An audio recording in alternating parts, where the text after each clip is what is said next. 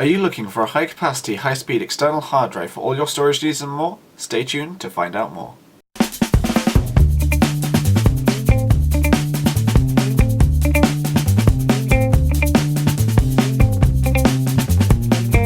Hey guys, it's me Phil again, and today I'm bringing you a review of the Seagate Expansion USB 3 desktop external hard drive. This is a mains powered drive in a 3.5 inch form factor and capacities ranging from 1TB to a whopping 4TB, which is the variant I've got here.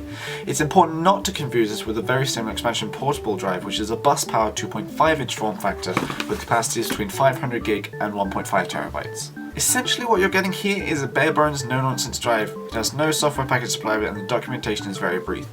In terms of connectivity, all you're going to get here is a standard USB 3 micro B port on the drive itself, which goes along a 1.2 meter cable to a standard USB 3 backwards compatible USB 2 Type A plug.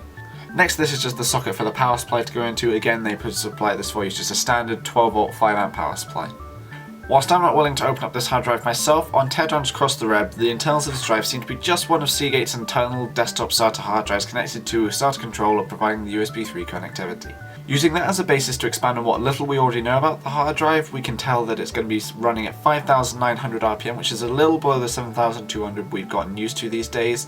But as I said, it's bare bones. The focus here is just speed and size for the cheapest price possible. Whilst I personally am not a fan of benchmarks to show the performance of hard drives, I did get Crystal Disk Mark on the drive as a benchmark, and honestly very happy with what it returns. Sequential read and write speeds consistently both almost 160 megabytes per second, as you can see.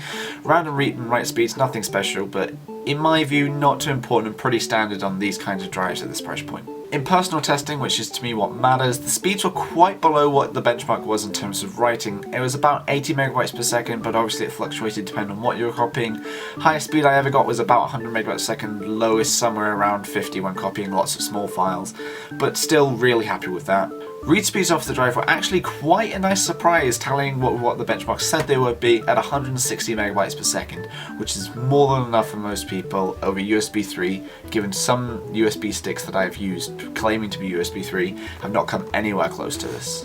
Whilst I can't comment on the reliability as I've only had the drive a few months and not been using it too intensely, there seem to be about the same number of horror stories as any other drive out there around this price point. However, should this drive fail, you do have the option of going online and finding one of the guys that I brought up earlier telling you how to tear down one of these drives, because as you may remember, this is just a standard SATA 3.5 inch hard drive in here. You can remove it, take out the SATA controller and plug it straight into one of the free SATA ports on your motherboard, or straight into another caddy, which can be as cheap as £10, which allows significantly better access to the data. And if there was just a problem with the controller, everything's fine. You've still got a perfectly functioning drive, just in a different enclosure for about £10 or so. Or if you choose to make it an internal hard drive, absolutely free besides the cost of a SATA cable. While Seagate aren't going to be winning any awards for this drive, I think it is definitely worth considering if you're in the market for just a standard external hard drive for storing backups of your computer, large numbers of files such as films, music, photos, anything like that, because these days we are really stacking it up and it's important that you have a backup. Whilst cloud services are becoming more attractive these days for backing up your files, they're away from your house. Should anything happen, they're still going to be up there in the cloud.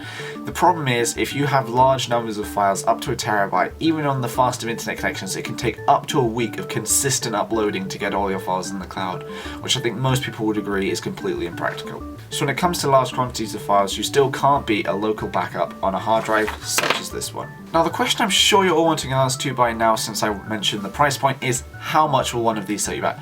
My 4TB variant at this moment is currently just under £120, with the 3TB at £80-ish, 2TB at £60-ish, and the 1TB also oddly around £60.